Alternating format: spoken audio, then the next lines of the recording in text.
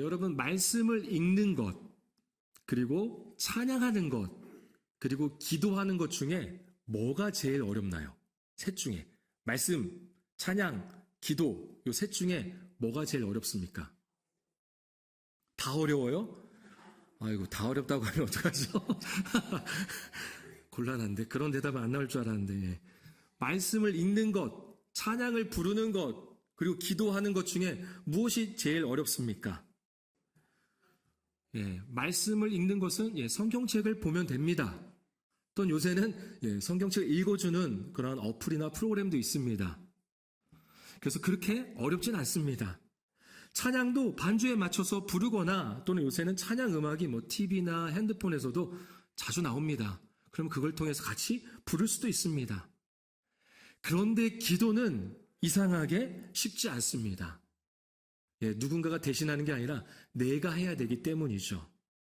신앙생활 한 지 10년, 20년, 30년이 넘어도요, 대표 기도는 쉬워요, 어려워요? 오늘 장로님 대표 기도 하셨는데 어렵죠? 늘 어렵습니다. 늘 어려워요. 저도 그래요. 늘 뭔가 부담이 됩니다. 혹시 여기 기도가 쉬우신 분 계십니까? 계시다면 오늘 마지막에 제 축도 대신 대표 기도를 시켜드리도록 하겠습니다. 기도가 쉬운 분은 아마 없을 겁니다. 그런데 우리가 기도에 대한 오해가 있다라는 겁니다. 기도에 대한 오해가 있습니다. 그 세 가지를 한번 말씀드릴까 합니다. 첫 번째로 기도는 어렵다라는 생각입니다. 기도는 어렵다라는 생각을 먼저 하게 된다는 거죠. 사실 기도는 쉬운 겁니다. 제가 캄보디아 선교차 비전 트립을 갔을 때요, 선교사님이 하셨던 말씀이 있어요. 캄보디아의 현지에 있는 아이들, 조그만 아이들 있잖아요. 초등학생들, 거의 유치원쯤 되는 아이들이요, 영어를 꽤나 잘하는 거예요. 영어를 꽤나 잘합니다. 현지어도 하지만 영어도 꽤나 잘해요. 제가 함께 갔던 고등학생들보다 더 잘합니다. 그런데 그 이유를 물어봤더니 이 친구들은요, 한 가지를 알려주면 어때요? 열을 어떻게 알아요? 하나를 알려줬는데. 열 몰라요. 한 가지를 알려주면 그 한 가지를 열심히 써먹는데요. 영어 단어 하나를 알려주면 그 영어 단어 하나를 열심히 써먹는다는 겁니다. 그런데 반면에 우리나라 사람은요, 뭔가 문법적으로 정확해야 하고 또 유창해야 하고 교양적인 말을 써야 한다는 생각이 있다고 합니다. 그래서 오히려 이것이 더 대화를 어렵게 만든다는 거예요. 여러분들 집에서 편한 사람들 있잖아요. 가족들 편하잖아요. 가족들과 대화하는데 굉장히 유창한 말로, 경건한 말로, 어떤 정말 아름다운 말로서만 대화를 하시나요? 아니죠. 내가 일상에 쓰는 용어들, 편한 용어들로 그렇게 대화를 하실 겁니다. 기도도 마찬가지입니다. 내가 자주 사용하는 편한 단어들로 하나님과 대화하시면 됩니다. 물론 대표 기도는 좀 다를 수 있어요. 대표 기도는 조금 형식이 있겠죠. 하지만 여러분들이 개인적으로 하시는 기도는요, 여러분들이 일상에서 쓰는 편한 단어들로 하시면 됩니다. 저희 둘째 아들이 이제 3살인데요. 기도하면요, 아주 간단해요. 기도해 그러면 기도 아멘 이래요. 굉장히 짧죠. 근데 저는 그렇다고 야, 기도를 왜 그렇게 거룩하신 하나님 아버지 해봐, 생사화복을 주관하신 하나님 해봐, 이렇게 하지 않아요. 왜요? 그 아이가 할 수 있는 용어로서 최선을 다한 거예요. 저희 아이는 말을 할 줄 모르거든요, 아직까지도. 그러니 그 아이가 할 수 있는 가장 편한 단어들로서 하나님과 대화한 겁니다. 기도 아멘. 물론 우리가 그렇게 하면 안 되겠죠. 제가 여기서 나왔는데 기도하겠습니다, 기도 아멘 하면은 안 되겠죠. 두 번째로 기도는 믿음 좋은 사람만 한다라는 오해입니다. 믿음 좋은 사람만 한다는 오해. 아닙니다. 믿음이 좋은 사람뿐만이 아니라 누구나 기도를 해야 됩니다. 누구나. 그래서 우리가 기도할 때 어때요? 믿음을 달라고 기도하잖아요. 믿음을 달라고. 그러니까 누구나 기도해야 합니다. 아니야, 기도는 믿음 좋은 우리 권사님, 목사님, 장로님들이 하실 거야. 집사님이 하실 거야. 우리는 일만 하면 돼. 아닙니다. 모두가 기도해야 합니다. 세 번째로 기도를 길게 해야 잘한다라는 오해가 있다라는 겁니다. 오늘 그런데 예수님이 가르쳐주신 기도가 있죠. 우리 이것을 뭐라고 부르죠? 그렇죠. 주기도문이라고 부릅니다. 주님께서 가르쳐 주신 기도를 주기도문이라고 해요. 근데 이 주기도문을 보면 그렇게 길지가 않습니다. 우리는 뭔가 길게 말을 계속해야 한다라는 생각이 있습니다. 그러면 기도를 잘하는 것처럼 여겨집니다. 그래서 1시간, 2시간, 3시간까지 기도한다 하면 와, 기도 챔피언이라고 하는데, 물론 그것이 나쁘다라는 것이 아니라 기도를 잘하느냐 못하냐의 기준은 시간, 그것이 아니라는 거죠. 때로는 말하지 않고 하나님의 음성을 듣는 기도도 굉장히 중요합니다. 정리해 본다면 기도는 어렵다. 기도는 믿음 좋은 사람만 하는 거다. 기도는 길게 하는 게 잘하는 거다. 라는 생각을, 그런 오해를 이제 내려놔야 되겠죠. 그리고 오늘 주님께서 가르쳐 주신 기도를 우리가 함께 나누면서 우리의 기도가 좀 더 쉬워지고 또 하나님 아버지를 자주 찾는 저와 여러분이 되기를 소망합니다. 오늘 본문인 주님께서 가르쳐 주신 기도를 보면요, 크게 3가지로 분류할 수 있습니다. 3가지의 기도로 나눠질 수가 있어요. 첫 번째로는 하나님의 이름을 높이는 기도입니다. 하나님의 이름을 높이는 기도. 우리 9절 말씀 같이 한번 읽어보겠습니다. 그러므로 너희는 이렇게 기도하라. 하늘에 계신 우리 아버지여, 이름이 거룩히 여김을 받으시오며. 기도의 대상인 하나님이 어디에 계시다고 하죠? 하늘에 계십니다. 비행기 타보신 적 있죠? 하늘 높이 올라가잖아요. 구름 위로 올라가니까 거기 하나님 계시던가요? 하나님, 오, 하나님이다! 막 이러나요? 비행기 탔을 때? 아니죠. 진짜 하늘에 계신가요? 이 말뜻은 그런 의미가 아닙니다. 하늘처럼 저 위에 높은 곳에서 세상을 다스리시는 분이라는 거예요. 이 세상 만물을 창조하셨고 이 세상 만물을 또한 다스리시는 분이라는 의미입니다. 그러한 창조주, 왕이시라는 의미죠. 그런데 그런 하나님을 우리가 무엇이라고 부를 수 있죠? 누구라고 부를 수 있어요? 하늘에 계신 우리 아버지요.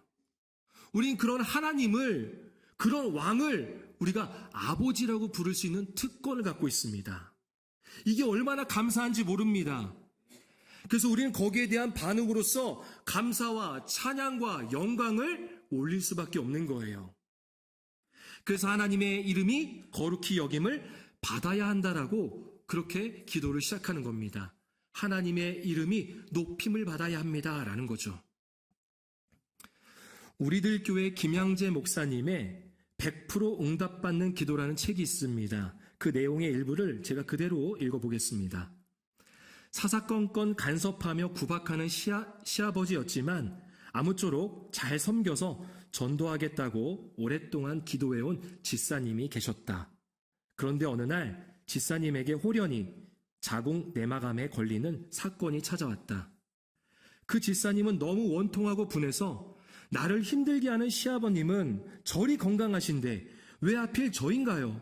너무 가혹하신 거 아닌가요? 하며 하나님께 원망의 마음을 쏟아냈다. 예수님은 공생의 사역 초기에 갈릴리의 작은 산 위로 올라가 제자들과 군중들에게 산상설교를 하시며 주기도문을 함께 가르치셨다. 기도하면 누구한테 지지 않을 유대인에게 예수님은 왜 새삼 너희는 이렇게 기도하라면서 주기도문을 가르치셨을까?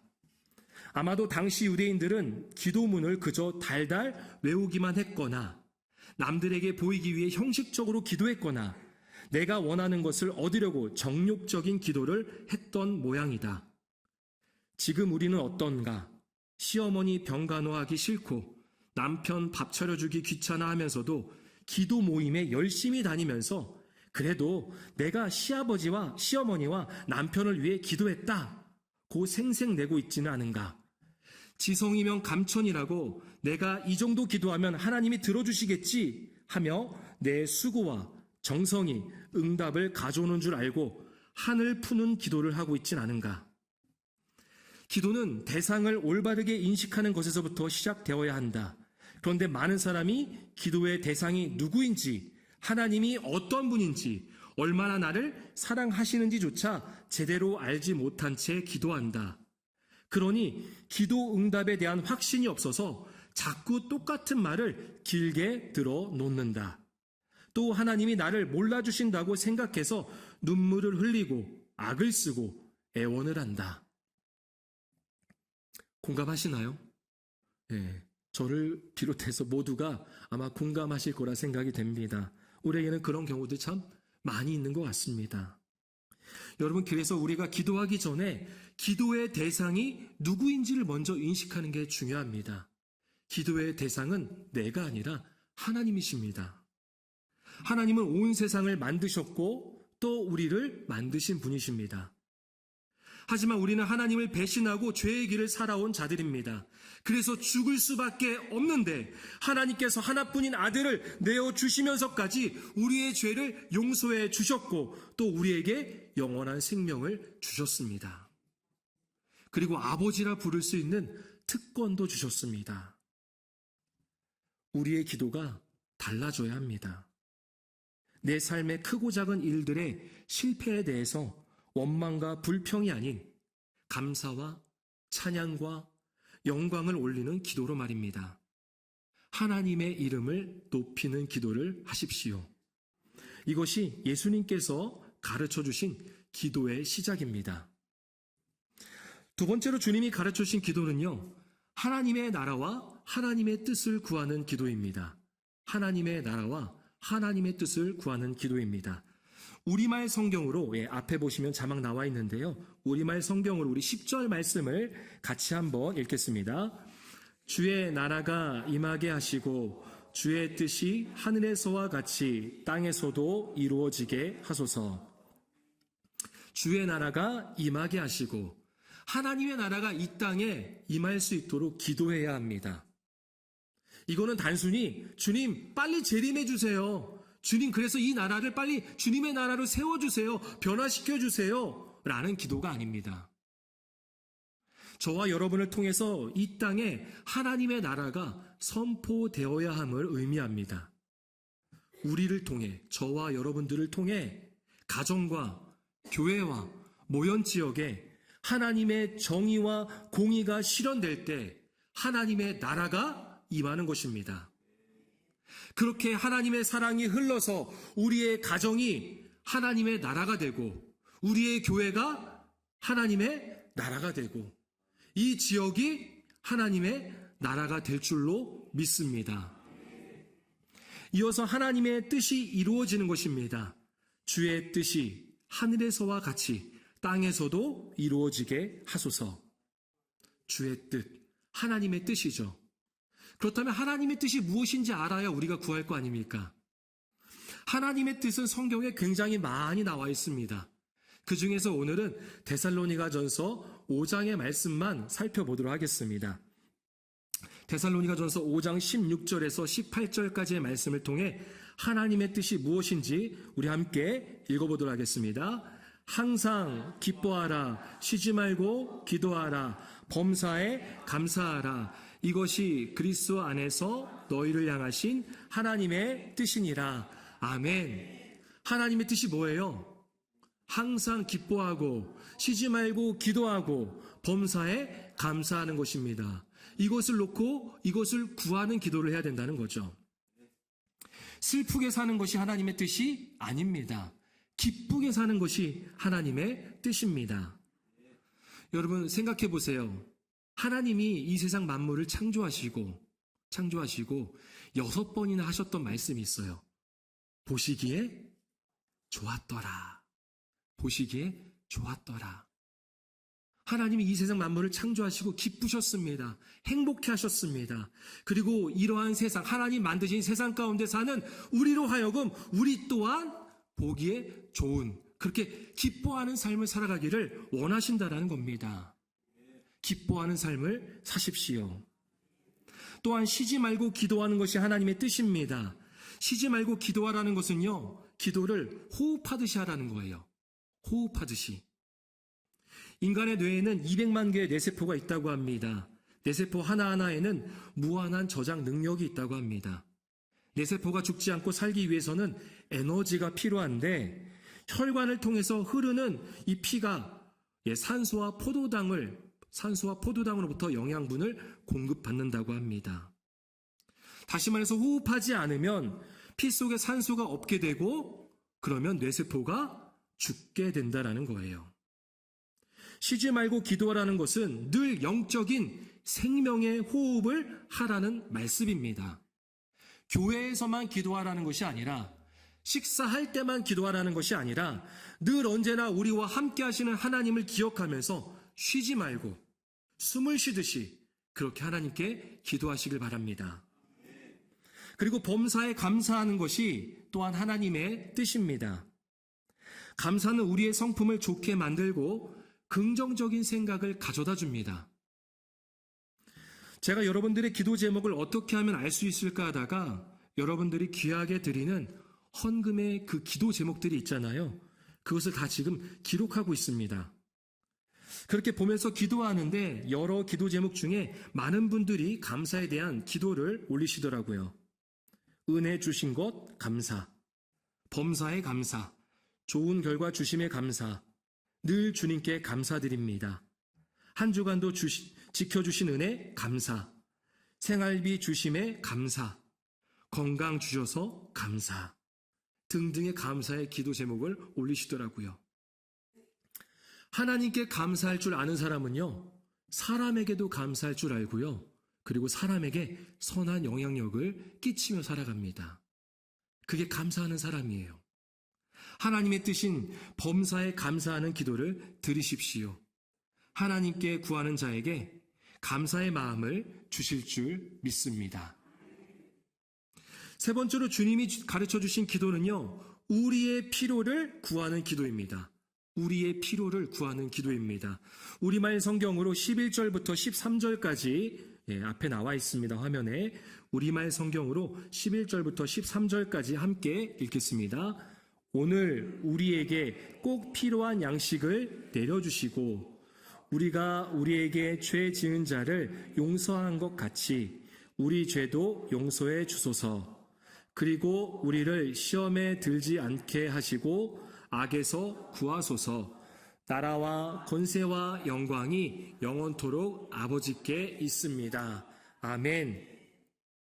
우리에게 꼭 필요한 양식, 우리에게 꼭 필요한 양식, 이것은요 꼭 먹는 것만 의미하는 게 아니라 우리에게 진짜 필요한 것들, 그 다양한 것들을 의미합니다. 그것을 놓고 기도하라는 거죠. 또 우리가 하나님께 용서받은 자로서 용서받은 자답게 살아가는 것은요, 또 다른 누군가를 용서하는 것입니다. 다시 한번 말씀드릴게요. 우리가 용서받았어요? 안 받았어요? 하나님께 용서받았잖아요. 그렇다면 우리가 용서받은 자답게 살아가야 되는데 그것이 무엇이냐? 또 다른 사람들을, 나에게 있는 또 다른 사람들을 용서하는 거예요. 그래서 용서하는 마음이 우리에게는 필요합니다. 나 스스로는 용서할 수가 없어요. 계속 복수심이나 아니면 그냥 덮어두려고 하지 용서의 마음이 들지 않거든요. 그래서 우리가 용서의 마음이 우리에게는 필요합니다. 그것을 간구하는 기도를 드려야 되겠죠. 또 시험에 들지 않는 믿음 또한 필요합니다. 그래서 우리는 우리의 필요를 구하는 기도를 계속해서 해야 합니다. 이 외에도 여러 기도 제목들이 있죠. 우리의 필요한 것들, 건강에 대해서, 재정적인 부분, 관계적인 부분, 직장, 학교, 사업, 자녀, 부모, 형제, 자매, 직장 안에서의 문제 등등 우리의 필요를 구하는 기도는 참 많습니다. 꾸짖지 않으시고 후히 주시는 하나님 아버지께 구하는 기도를 올리시기 바랍니다. 우리의 필요를 채워주실 것입니다. 말씀을 정리합니다. 초등학교 3학년 아이가요, 아버지의 생일 선물을 사기 위해서 열심히 용돈을 모았다고 합니다. 그러다가 어느 가게 앞을 지나는데 그 가게 앞에 이런 팻말이 있는 거예요. 양복 한 벌 4,000원. 양복 한 벌 4,000원. 아이가 집에 돌아와서 아버지의 양복을 봤더니 아버지가 맨날 똑같은 양복만 입으십니다. 그래서 결심합니다. 그래, 아버지 양복 내가 4,000원 모아서 한 벌 사드려야지. 드디어 아버지의 생일이 되었습니다. 딸들은 양말과 손수건과 카드를 써서 아빠에게 선물했습니다. 그러나 막내 아들은 카드만 하나 달랑 내놓고는 이렇게 말합니다. 양복이 4,000원이라고 해서 아빠 양복 사려고 돈을 모았는데 3,500원밖에 못 모았어요. 미안해요. 더 모아서 다음에 꼭 사드릴게요. 그러자 옆에 있던 엄마가 놀라서 묻습니다. 아니, 어디서 양복을 4,000원에 파냐? 거기가 어딘데? 그러자 아이가 대답합니다. 집 앞 세탁소 유리창에 써 붙어 있었어요. 양복 한 벌 4,000원이라고. 어머니는 크게 웃으시며 말합니다.